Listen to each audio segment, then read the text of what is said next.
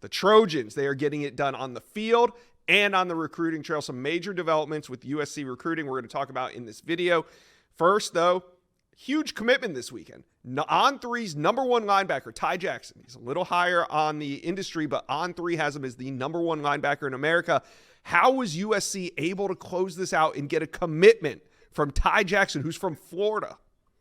Well, Eric Henderson's been the lead recruiter on Ty Jackson, building a relationship with him and his family to get him to come out to USC on the official visit. And before the trip, we said, hey, you shoot your shot in recruiting. Yeah. Sometimes you never know what's going to happen. And this time it paid off for USC, who has a lot to offer right now. On paper, they have one of the best defensive coaching staffs in the country, and Coach Deontin Lynn, who's come from the NFL. He revitalized UCLA's defense last year, seems to be on track to do that at USC. Coach Entz, the linebackers coach, he's a national championship coach from the SCF level. You got Doug Belk in the secondary. You add Coach Henney to the defensive line, along with Coach Nua. On paper, that staff's as good as any staff in the country. They just had to prove it again at USC.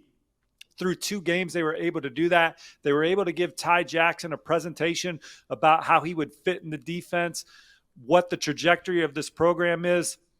He felt very comfortable with that. Then he just liked being at USC. Some kids love college towns. He fit that vibe at USC, called it like a Disney World type atmosphere, Universal Studios, like the big city at USC. But more than anything, again, playing for that coaching staff, for this program that they view on the rise, sold him on it. He was going to commit in December. Yeah. He jumped in the fold, committed in person. And I asked his dad, Samaj, this morning if he still planned to take visits to these programs that are closer to home. Florida, Alabama, Florida State. He had an official visit scheduled to Florida State at the end of November. That's where his mom went to school. He's not going back to any of those schools. He's locked in with USC right now, and one of the jewels of a class that ranks number 15 nationally. They got a chance to make a run into the top 10, Josh. Do you think USC, you said Ty Jackson's going to lock in, not take any more visits. Do you think they learned anything about cross-country recruiting between Justice Terry and Elijah Gibson? Dude, they're going to keep swinging. They're going to recruit the best players in the country that they think are championship level players. They think that they have the coaching staff and the program that would be attractive to those players. Win some, you lose some, but they're not going to be afraid to go into SEC country and recruit the best of the best. USC's on a bye week this weekend before they go to Ann Arbor. I wouldn't be surprised if we see some of their coaches on the road in SEC country beating down doors saying, come out to LA. It's different. Come be a Trojan. And they're not going to be discouraged by recruitments that don't go their way. They're not going to be discouraged by recruitments of young men that decommit. They're going to hang in, continue to recruit those guys. Yeah. But more than anything, it's about performance on the field. Play well, put an attractive product out there, and then see what happens at the end of the cycle. Getting arguably the top linebacker in the country in 2026 committed, and Xavier Griffin. He's back out there this weekend. That's big for USC. He's arguably the top linebacker in the country. They don't care that they lost out on some targets to Georgia in 2025. They're back there in 2026 recruiting Xavier Griffin. They have Ty Jackson in the fold. The strength of this class is on defense. They're already loading up on defense in the next cycle. That is certainly a focal point for Lincoln Riley & Company. It started with putting the staff in place prior to the season. Recruits are buying in. We're starting to see the results on the field. They'll win some, they lose some, but there's a lot of resources and infrastructure behind this program as well. And if they're winning, that's going to make for a dangerous combination on the trail as they close out 2025 and then get off and running in 2026. Oh, yeah. And I didn't mean that they shouldn't be scared of recruiting the South. You got to. The best players are there. What I meant is Ty Jackson is now shutting down his recruitment. USC making sure, hey, if we're going to recruit somebody from over on the other side of the country, once he's committed, maybe they learned you can't have them all willy-nilly across the country just taking visits. They're going to flip. So Ty Jackson shutting it down. That's what we're hearing. And USC is not done. New prediction, Steve. You dropped it on Sunday. Tell us about, I'll let you tell the people about it. Yeah, maybe the most electric receiver in the country, certainly one of them. Jerome Miles, he's 6'3". He runs 10.3 in the 100-meter dash. He runs 4.4 in the 40-yard dash. He visited USC over the weekend, and talking to sources with knowledge of that recruitment, I like where the Trojans stand, and my on-3 RPM reflects that. My pick was on Utah. I've liked Utah at various points in that recruitment. I've liked Texas A&M maybe at some points in that recruitment. He visited A&M 2 weekends ago, but I believe that all the momentum is with USC right now for Jerome Miles. Just Lincoln Riley, his offenses, Dennis Simmons, some of the receivers that he has helped develop over the course of his career. Again, getting around the Trojans program, there's so much excitement seeing guys like Branch making plays in that offense. I like where USC stands for Jerome Miles. I wouldn't be surprised if he's one of the next in the fold for Lincoln Riley and his staff. All right, that's huge because just a couple weeks ago, Georgia offered, Ohio State was also involved. So for them to go in and pull him from those teams, and I know Utah was the team trending on the RPM, but there's some heavy hitters also involved. So what's the timeline for Jerome Miles? Do you still think he's going to take out his decision, make a couple more visits, or could we hear something this week? Well, he's got a trip to Georgia planned for later. He wants to get out to Ohio State. But as I talked to you guys this morning, this is a broadcast that'll be public later in the afternoon. I think USC is in a great spot right now. And again, I wouldn't be surprised if he's one of the next in the fold. All right. So what does this USC class look like if they can really get on a roll here? Man, there's so many blue chippers out there that have a keen eye on USC. Josh, let's start with Jakeem Stewart, 5-star defensive lineman that's obviously trying to reclassify. He's no longer enrolled at St. Augustine in New Orleans. USC beating LSU in the opener was huge. Again, these guys want to see what USC looks like on the field. No one's doing a better job of building relationships. Coach Eric Henderson has stepped into college football and quickly become one of the premier recruiters, not only because of his resume, but because he genuinely likes building relationships with these kids, their families, their trainers, and he builds a great connection. Now he can point towards how hard they're playing, the 2 showings that they've had on the field. They were hitting hard against LSU. They just had a shutout against Utah State. USC is in the top 2 or 3 the whole time for Jakeem Stewart. Maybe has been number 1 at times. I think Ohio State's been number 1 at times. I know LSU is going to try and make a push, but I feel like USC, after they beat LSU, really grabbed some major momentum there.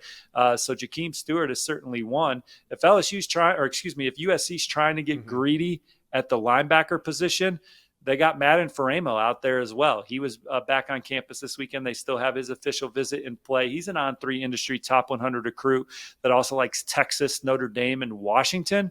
We'll see where the chips fall with this USC class moving forward, but he's certainly high on the Trojans. Elijah Griffin wants to get out for a game. Now, I would point towards Georgia still. He's going to take his official visit to Georgia for the Mississippi State game. I have that marked as a potential commit weekend, but he's going to be at Miami this weekend as well. But USC, good relationship. He's been out before, wants to get back for a game. So he comes to mind. And then there's a lot of potential flips out there too. Well, I shouldn't say potential flips, but guys that they lost on, that are committed elsewhere, that there's still communication.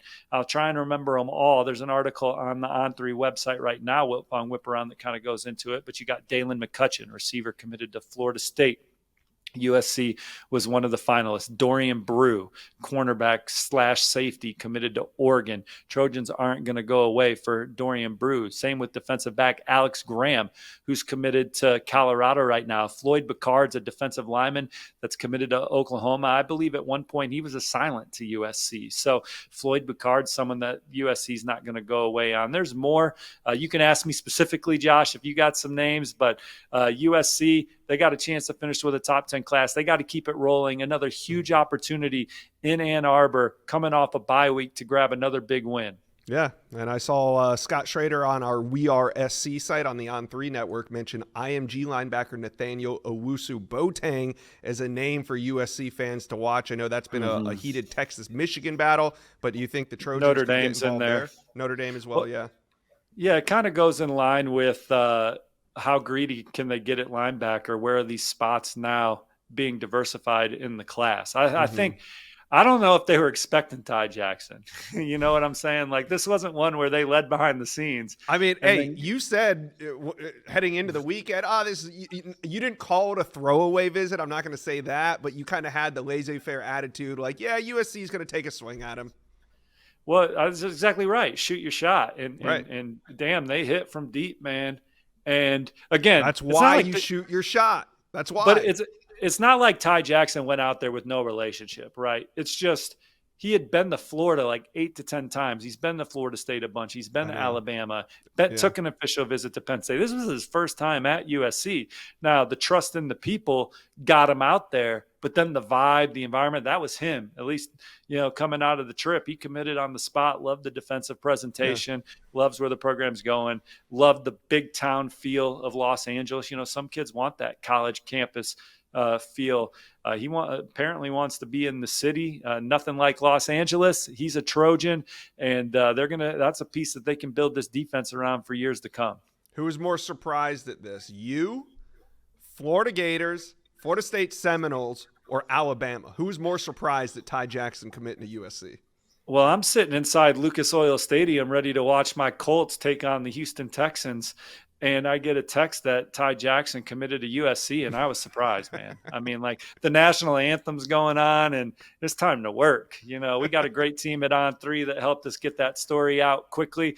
They send, Ty Jackson's dad sends me a photo of Ty and Lincoln Riley, and it's go time, baby. He committed to USC. I mean, they weren't going out there expecting to commit. Again, he was going to commit on December 4th. One of the reasons why they were waiting till December is because they didn't want to be a family that committed early and then flipped late in the cycle when schools came back around. But that visit was just so strong. It was so him. And we spent time with Ty Jackson at the On3 Elite Series. I can see him fitting in that USC culture and that vibe, being out there myself in the summer, spending time with Lincoln Riley and company. Now, they got to keep rolling. They got to keep winning. But Lincoln Riley showing people that he didn't forget how to coach. There were some naysayers after last season, like he didn't take 3 teams to the college football playoff. And again, he hired a terrific defensive staff. You're only as good as the coaches you have around you.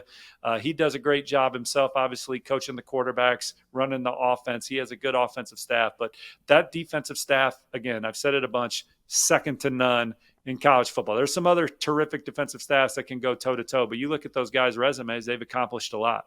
All right, 2026, we got to talk about Ryder Lyons. He's the number 3 ranked quarterback for On3 in the 26 class. He was on campus. Steve, what are you hearing on Ryder Lyons? Still like where USC stands there. I think he'll ultimately be their quarterback of the future. What class he's in, 26, 27, I'm not sure. But look, USC didn't sign a quarterback in 2024. Getting Julian Lewis in 2025 is major. Then getting Ryder Lyons behind, and whether that's 2026 or 2027, you need to start building that stable with high-end talent. Went into the portal, got Jaden Maeva from UNLV. That was big. Miller Moss is obviously showing what he can do under a coach like Lincoln Riley.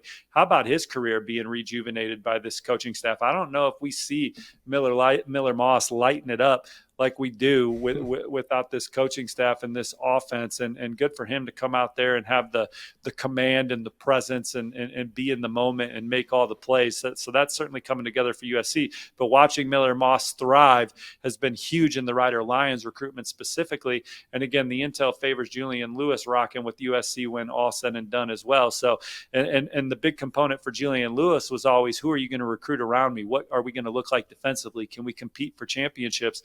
And I think that they're certainly seeing that USC is recruiting at a very exciting level right now. Yeah, they're building it up. So far, so good. USC fans, talk to Steve and I. How are we feeling about this class? You heard what is left on the board. Who do you want USC to close with? Let us know. Comment section below.